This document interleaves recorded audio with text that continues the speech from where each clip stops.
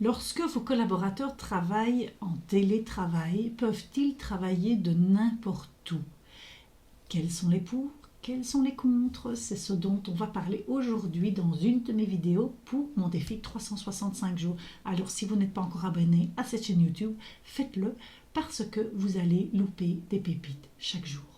Bonjour, je m'appelle Karine Deville, je suis experte en puzzle d'équipe, c'est-à-dire que j'accompagne des chefs d'entreprise à se bâtir une équipe autonome, c'est-à-dire une équipe qui va savoir travailler ensemble, que vous soyez là ou pas, pour gagner en sérénité, pour pouvoir être focus sur votre zone de génie et de pouvoir vous libérer de votre équipe. Et cerise sur le gâteau, de pouvoir avoir une croissance à 2 chiffres au bout d'un an, simplement grâce à l'équipe. Donc aujourd'hui, j'ai envie de vous parler de savoir, est-ce que quand vous autorisez le télétravail, parce que dans cette période de Covid, nous sommes beaucoup en télétravail pour pouvoir éviter la propagation du virus ou pour des mesures gouvernementales, est-ce qu'ils peuvent travailler n'importe où? Et donc, c'est la question à laquelle j'ai envie de répondre parce que ce matin, on m'a raconté justement l'histoire que je vais vous conter. C'est-à-dire que j'ai dans mes connaissances un chef d'entreprise qui a une entreprise de plusieurs personnes, naturellement. Et pendant les vacances de Noël, donc chacun est reparti dans sa famille aller fêter la nouvelle année.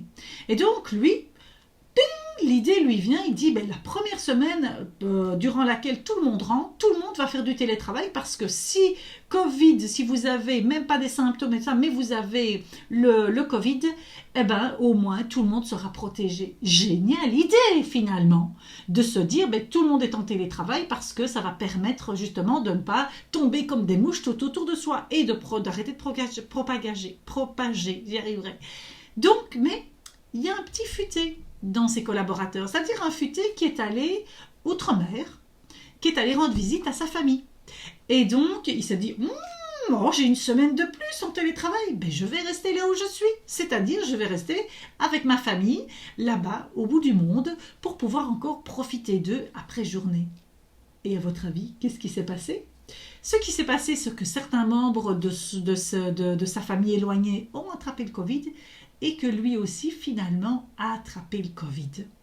Donc, au lieu de faire une mini-quarantaine chez soi pour pouvoir reprendre ses bonnes habitudes et de rester avec un cercle plus restreint, il est bloqué à l'autre bout du monde. Il ne sait pas quand il va pouvoir reprendre un avion, parce qu'il doit suivre une quarantaine, il doit arrêter d'être malade aussi, pour pouvoir reprendre l'avion, même pour lui-même, je dirais, en plus des mesures gouvernementales. Et en rentrant, peut-être devra-t-il faire une quarantaine, finalement.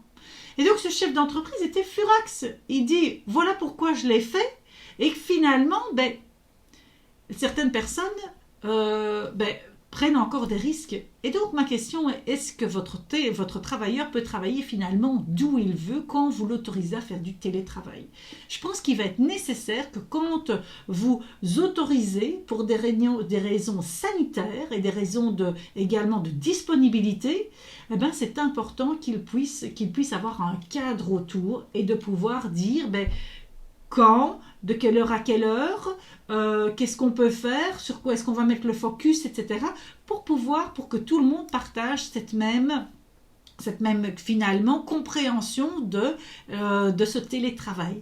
Donc voilà, faites bien attention quand vous autorisez certaines choses au niveau du télétravail de pouvoir mettre un cadre. Et le mieux, c'est le QQOQCKRP. Alors ça paraît barbare comme ça, mais c'est le qui fait quoi, où, quand, comment, combien, pourquoi.